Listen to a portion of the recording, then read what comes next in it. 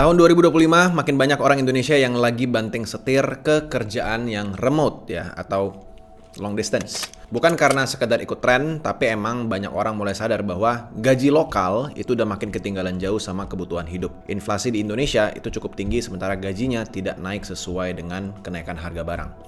Masalahnya, waktu mereka cari kerja remote ya, yang ketemu justru lowongan yang butuh skill teknis yang sangat tinggi atau butuh S1, S2 atau hal-hal semacam seperti itu. Harus jago coding, ya harus ngerti data science, punya sertifikat cloud atau pengalaman minimal 3 tahun. Jadi untuk pekerjaan remote sebenarnya banyak juga orang yang kesusahan cari kerja. Dan itu semua juga bukan hal yang bisa dikuasai dalam waktu satu malam ya, butuh kelas dan butuh edukasi yang cukup panjang lah, dan nggak murah juga edukasinya. Tapi sebenarnya di luar sana ada banyak sekali job pekerjaan ya, yang perusahaan global bahkan nyari orang-orang yang punya skill yang nggak biasa. Gak bisa digantikan juga sama AI. Ya, skillnya ini tuh sebenarnya skill yang sangat human, sangat manusia. Skill kayak misalnya punya emosi, empati yang cukup tinggi, ya, punya penilaian etis terhadap satu hal tertentu. Ya, ini adalah skill-skill yang tidak bisa digantikan sama AI dalam waktu dekat ataupun menurut gue dalam jangka panjang. Dan menurut gue, orang Indonesia itu tuh punya skill ini secara alami, ya. Jadi nggak perlu S1 di luar negeri, nggak perlu S2 di luar negeri, nggak punya piagam-piagam itu juga nggak masalah. Yang dibutuhin cuman satu hal, ngerti empati daripada manusia itu sendiri dan tahu arahnya harus kemana. Kenalin, nama gue Josh Kultom, dan di channel ini gue banyak ngomongin tentang teknologi, AI, kripto, konspirasi, dan juga lainnya. Gue juga punya sosmed yang lainnya di Instagram dan juga TikTok, dan untuk sekarang Instagram gue itu followersnya bener-bener jauh sedikit dibandingkan subscriber di YouTube dan juga TikTok. So please teman-teman, dukung Instagram gue dengan cara follow akun IG gue. Linknya ada di deskripsi di bawah. Gue dulu nggak pernah bikin konten Instagram dan akhirnya sekarang baru mulai. Gue juga punya konten khusus membership only di YouTube ini yang sifatnya lebih sensitif dan lebih pribadi. Kalau kalian tertarik nonton konten seperti itu, cek aja tombol join di sebelah tombol subscribe yang ada di bawah. Itu aja, kita mulai ke video ini.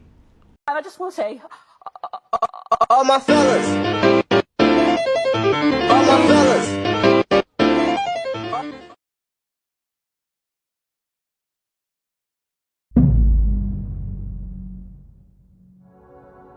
Konten di internet tiap detik itu terus bertambah ya. Ada video, ada foto, ada komentar, ada thread panjang sampai artikel-artikel yang informasinya itu mengandung informasi yang abu-abu.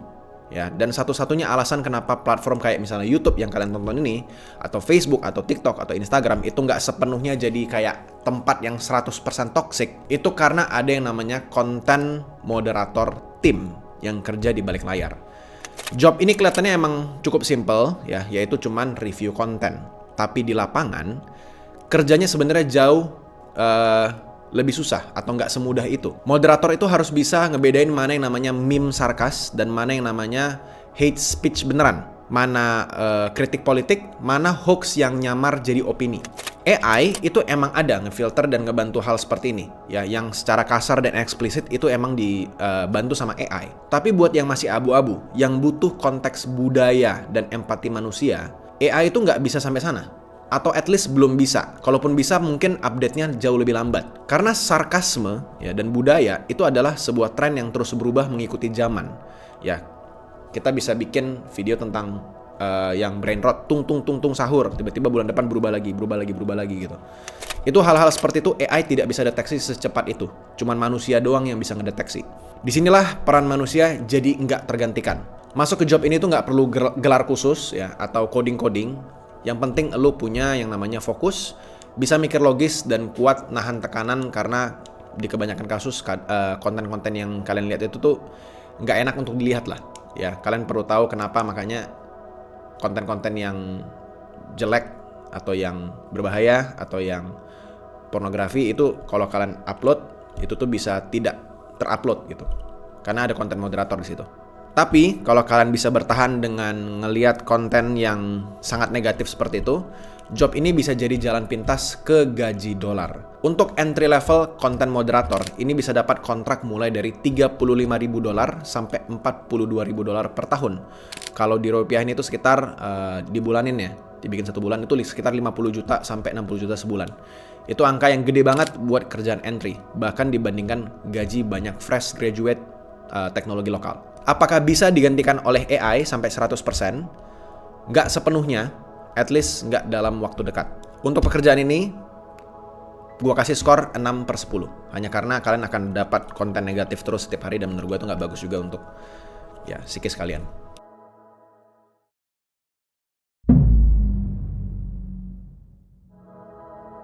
Banyak orang masih menganggap semua kerjaan customer service itu sama, padahal ada banyak sekali jenisnya. Customer service tradisional itu ya cuma nanggepin komplain gitu ya, dan hal-hal yang remeh-temeh lah. Tapi yang namanya customer success itu fokusnya justru bikin klien bahagia sebelum mereka sempat untuk komplain. Customer success ini mungkin kalian jarang dengar. Ya, nama lengkapnya adalah CSR atau Customer Success Representative.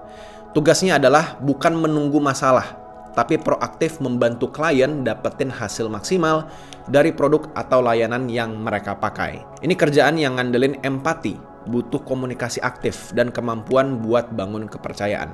Kalian bayangin lah, ada klien yang mau pakai produk kalian harus tetap proaktif membantu dia sebelum dia akhirnya menemukan masalah. Dan kalian tuh nggak bisa berkomunikasi dengan dia dengan cara yang terlalu sering gitu. Kalian harus bisa bedain, oh orang ini tuh nggak suka dihubungin, oh orang itu kalau ngobrol tuh emang begini, oh orang ini kalau berkomunikasi emang style seperti ini, jadi gue harus menyesuaikan. AI itu nggak bisa seperti itu. Itu cuma manusia yang bisa. Dan yang penting di sini adalah ini nggak bisa diotomatisasi. AI itu cuma bisa bikin ringkasan chat atau ngasih saran follow up begini gitu. Tapi AI itu nggak bisa ngerasain kalau kliennya itu ngomongnya sopan atau lagi nahan emosi atau lagi sarkasme atau kayak gimana, dia tuh nggak ngerti. Nggak bakal ngerti nuansa sebuah kekecewaan yang ada tersembunyi di balik kata-kata ketikan klien kalian gitu. Nah, orang Indonesia menurut gue tuh unggul di sini. Kita tuh terbiasa baca situasi, ngerti kode sosial, dan juga bisa jaga nada bicara. Kita tuh sopan orang-orangnya. Itu nilai jual yang menurut gue gede banget di dunia global. Kalian perlu tahu orang-orang di luar sana, itu tuh nggak banyak yang sopan. Orang Indonesia tuh sangat sopan. Buat kalian yang cowok-cowok ya, yang ngerti ngebaca kode-kode cewek gitu. Nah, ini pekerjaan yang cocok buat kalian. Tapi intinya ya, AI belum bisa punya empati untuk bisa membaca manusia. Apalagi kalau sampai harus ketemu secara offline, secara langsung. Atau misalnya harus meeting, Zoom call, itu AI belum bisa dapatin empatinya. Gaji awal Customer Success Representative yang remote ini bisa tembus sampai $20.000 per tahun atau sekitar 28 juta rupiah sebulan. Dan kalau lu naik jadi Customer Success Manager, angka itu bisa melonjak jadi $41.000 atau lebih dari sekitar 57 juta rupiah sebulan. Ini tapi bukan kerjaan sambilan ya, ini karir, ini full time job jatuhnya. Apakah bisa digantikan AI 100%? Gua rasa secara pribadi not at all, nggak bisa. Apalagi kalau lu bisa bermain empati kepada klienmu. Ini gua kasih skor 8/10.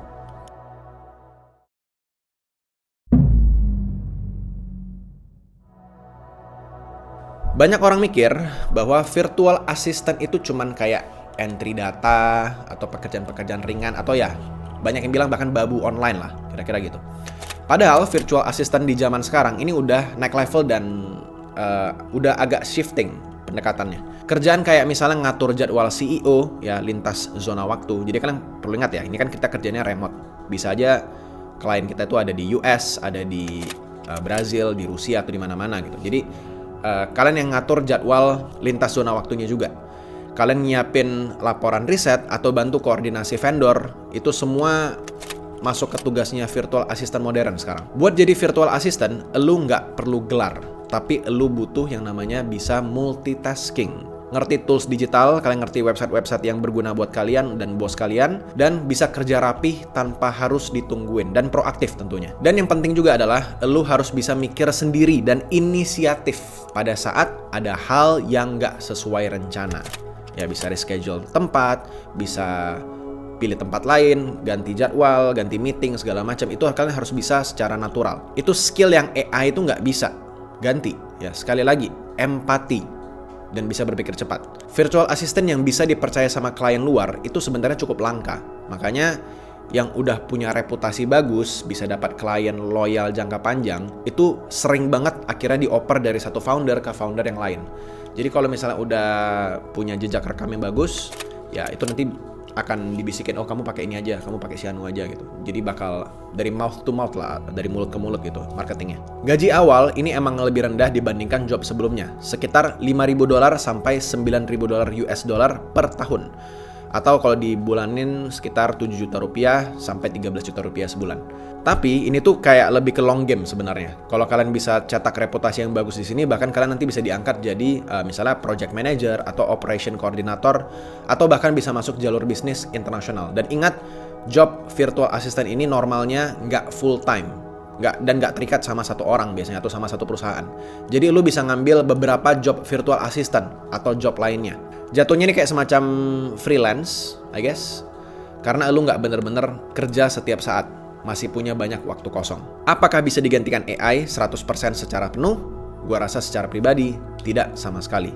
Apalagi kalau lu bisa bermain empati sama bosmu. Ini gua kasih skor sekitar ya 9/10.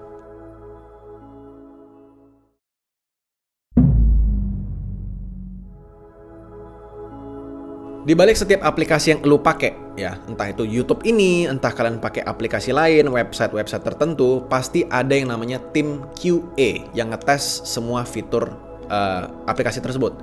QA itu apa? QA itu adalah singkatan dari Quality Assurance. Gampangnya, ini adalah orang yang ngecek dan ngetes kualitas produk. Dalam konteks ini, produknya adalah aplikasi atau website. Oke? Tugas mereka tuh simple. Cari bug, pastiin semuanya itu berjalan dengan lancar, dan bikin pengalaman user itu tetap mulus. Jadi nggak harus nyari-nyari tombol, oh ini di mana ya gitu. Intinya kalian jadi tester, ya. QA manual itu beda sama QA automation. Manual QA ini adalah kerjaan awal yang bisa dimulai tanpa harus ngerti coding sama sekali. Yang dibutuhin cuma satu. Kalian bisa fokus dan bisa jeli, ya, mata elang lah jatuhnya. Ya, lo harus bisa ngelihat error-error kecil. Ada typo, ada tombol yang nggak bisa dipakai, ada tombol yang kok letaknya kurang efisien gitu untuk bisa diklik sama orang. Kok ada tombol yang munculnya di sini gitu, harusnya logikanya di bawah atau logikanya di atas. Itu kalian bisa ngerti. Atau tampilan websitenya atau aplikasinya itu bikin usernya itu bingung. Ya, kalian harus bisa ngedeteksi itu semua. Banyak perusahaan global justru nyari manual QA dari negara berkembang, kayak misalnya Indonesia, karena mereka butuh perspektif user beneran, bukan cuman developer doang. Kenapa ini susah digantikan sama AI? Karena AI itu cuman bisa ngetes sesuatu yang sudah diajarin. Tapi buat ngerasain, ya, buat merasakan. Ini app-nya ribet nggak sih? Ini tampilannya user friendly nggak sih? Itu cuman manusia yang bisa. Oke? Gaji awalnya itu sekitar 700 sampai 1.200 dolar per bulan, alias sekitar 11,5 sampai 20 juta sebulan. Dan dari situ lo bisa lanjut belajar automation tools kayak misalnya Selenium, atau bahkan loncat ke product testing atau US research.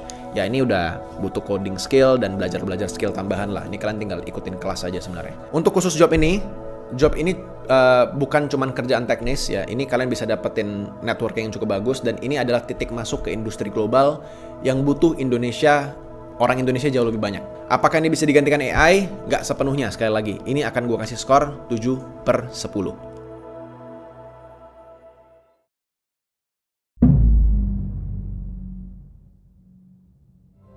Gua tahu ini kedengaran sangat klise, tapi konten kreator tetap masuk ke dalam list pekerjaan yang susah digantikan AI, dan menurut gua barrier to entry-nya juga sangat kecil. Konten kreator ini nggak butuh S1, S2, kalian nggak lulus sekolah bahkan juga bisa mulai. Ya, ini gajinya bener-bener besar banget range-nya. Mulai dari beberapa juta saja sampai ratusan juta sebulan, bahkan di beberapa kasus kalau udah sampai terkenal banget, ini bisa sampai miliaran sebulan. Ini adalah pekerjaan yang basically kalian bisa kerja dari mana saja. Dan sekali lagi, ini adalah pekerjaan yang butuh empati dan skill yang tinggi. Skill kayak gimana? Gue jelasin. Buat konten itu tuh gak cuman sekedar kalian nyalain kamera terus kalian ngomong, ya. Ada hal yang harus dipelajari dulu, dan ada banyak metode-metode tergantung niche apa yang kalian mau obrolin dan personality brand apa yang kalian mau berikan kepada audiens kalian. Kalau dulu kalian mau bikin konten di tahun 2014, 2013 gitu, itu benar-benar kalian cuma buka kamera, kalian ngomong, kalian upload. Segampang itu. Kalau sekarang itu kompetitornya sudah sangat banyak, sehingga ada teknik-teknik untuk mengalahkan algoritma daripada sosial media itu sendiri. Ada 3 platform utama, ya. Ada YouTube, Instagram, dan juga TikTok. Tentu aja pemasukan paling besar ini ada di brand deals sebenarnya, atau sponsorship lah, ya, endorsement. gampangnya. Apalagi kalau kalian dapat brand deals yang internasional, yang kalau kasih satu deals itu bisa beberapa ratus dolar sampai beberapa puluh ribu dolar. Tergantung semasif apa campaign-nya dan semasif apa audiens kalian. Gue sebenarnya berencana untuk membuat kelas gimana gue berhasil membangun YouTube channel sampai sekarang ini, dan basically gue hidup cuman dari sosial media aja sekarang. Gimana cara startnya, apa yang harus dibuat, niche apa yang harus dipilih, gimana cara syutingnya, dan lain-lainnya.